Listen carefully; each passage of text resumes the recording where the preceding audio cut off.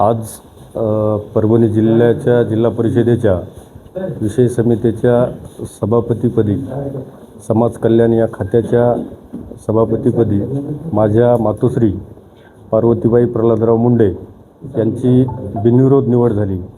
त्याबद्दल मी आपल्या जिल्ह्याच्या पालकमंत्री मेघनादिदी बोर्डीकर, तुमच्या गंगाखेड विधानसभेचे आमदार आदरणीय गुट्टेसाहेब, तसेच राज्याचे प्रदेशाध्यक्ष रवींद्र चव्हाणजी साहेब, देवेंद्र फडणवीस साहेब व सर्व भाजपचे वरिष्ठ पदाधिकारी व महायुतीच्या सर्व पदाधिकाऱ्यांचे सर्वप्रथम संधी दिल्याबद्दल आभार व्यक्त करतो.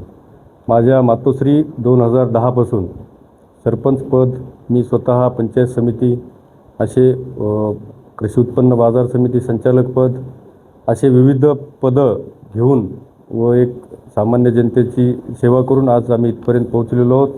सर्वसामान्य मायबाप जनतेचे मी या ठिकाणी आभार मानतो की त्यांनी मला माझ्या सर्कलमध्ये भरघोस मताने निवडून दिलं आणि त्या निवडून दिलेल्याच्या आशीर्वादाची दखल घेऊन आमदार गुट्टेसाहेबांनी या समाज कल्याण या पदावर आदरणीय मेघनादिदींच्या सहयोगाने व सर्व महायुतीच्या सहयोगाने बसवलं. त्याबद्दल मी सर्वांचे आभार मानतो, वरिष्ठ नेत्यांचे.